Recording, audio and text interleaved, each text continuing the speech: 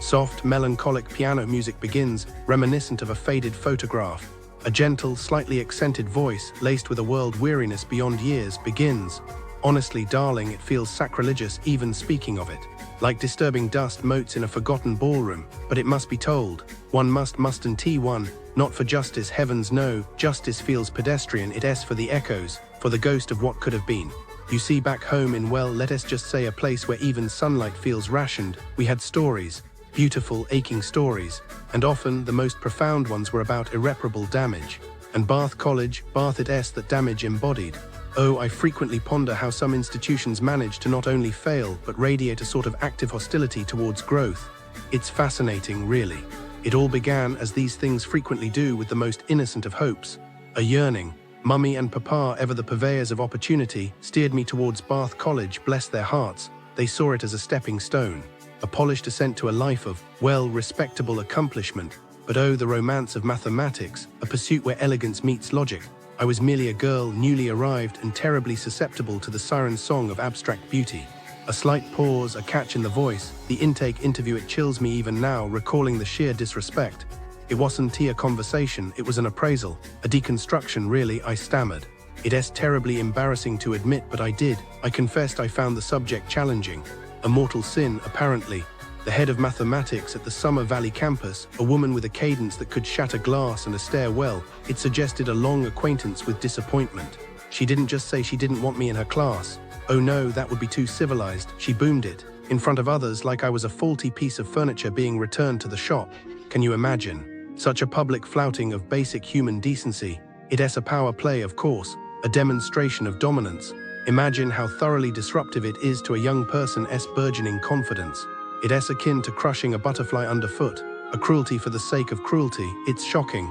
And the casual cruelty didn't end there. She turned to the student next to me, a wisp of a boy barely looking at me. He is not very confident, is he? Spoken with a dismissive lilt, a tone usually reserved for discussing particularly unpleasant weather. Oh, the layers of humiliation. The acknowledgement of my vulnerability as if it were a social failing. A deficiency in character. Heavenly, it was a truly marvelous display of moral bankruptcy. The entire scene was a meticulously constructed assault on my self-worth. I can imagine what must have been going through her head to actively inflict such harm. Truly dreadful. It is utterly ridiculous. I sought support, I asked for help. It's not a sign of weakness, you know, to admit one needs assistance. It's logical, a responsible act of self-preservation, but my requests were met with a chilling indifference. A void. As if I hadn't spoken. I struggled, attempted to navigate impossible problems, my foundation practically crumbling. And then the final indignity. After all the silent battles, the frantic grasps at understanding, the tutor, she had the audacity to tell me at the course's end that she hadn't known I was autistic. Despite it being clearly stated on my application, despite it coming up in conversation, it was as if my very personhood had been deemed irrelevant, as if my existence was merely a negligible inconvenience. It's a horrific breach of duty of care. They are obligated to consider adjustments for students with additional needs. It's enshrined in law, the Equality Act 2010, you know. A sigh, like air escaping a balloon. And then... Okay, so I was like looking into stuff happening around Bath College, Bath, you know, just because. And it's, well, it's not exactly sunshine and roses, is it? It's mostly just kinda sad, honestly. Businesses around here, they tend to be eager, let us say. Like really eager to make a sale. There was this one shop, a little antique place not far from the college, and they had these genuine Roman coins. Tourists, they love that sort of thing, right? All these people coming to Bath, thinking they find a piece of history. This lady, she was visiting for 2 weeks, planning on taking a souvenir back to America. She bought one for like 200. Turns out it was a cheap replica from China. Can you believe that? 200. She probably felt so silly, you know. She likely went back to the shop screaming, but honestly, they probably just shrugged. They likely knew exactly what they were doing and probably thought she wouldn't bother going to the police over it. It's just depressing. Then there are those art galleries, all clustered near Bath College. They look all fancy and legitimate, but some of them they sell prints as originals. People are so excited to find a local artist, you know, a beautiful landscape of the Roman baths. This guy, he was here with his family, thought he'd gotten a unique painting. It was actually a mass-produced print, probably worth like £10. He probably only found out when he got home and tried to get it valued.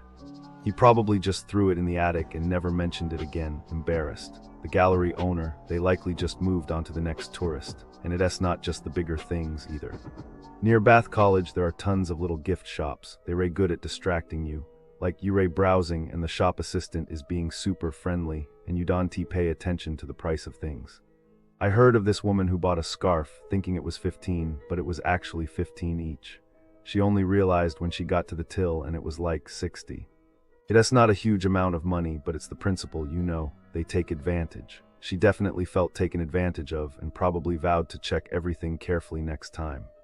They probably just laughed about it later, the shop assistants. It's just you come here for a nice holiday near Bath College and people just want to take your money. Honestly, it makes you lose faith in people. It really does. The businesses near Bath College, Bath, are a masterclass in how not to run a business. They are a tragic parade of dysfunction, where poor service, greed, and incompetence collide in a way that leaves visitors wondering if they've accidentally wandered into an elaborate prank. Let's start with SouthGate Bath, the shopping center that somehow manages to make a parking lot feel like a psychological experiment. The car park system is a disaster.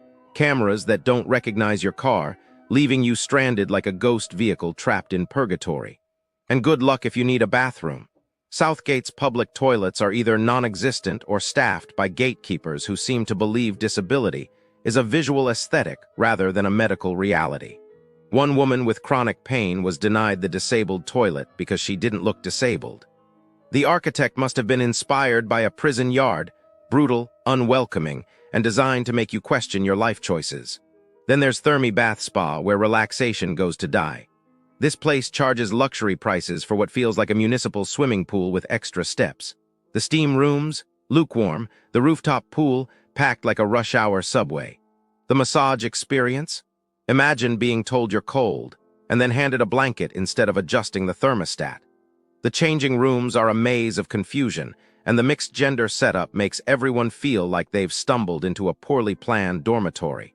The spa's policy on phones, lock them away, because nothing says serene escape like treating guests like children smuggling contraband. Hungry? Bandook Indian restaurant is here to ruin your appetite.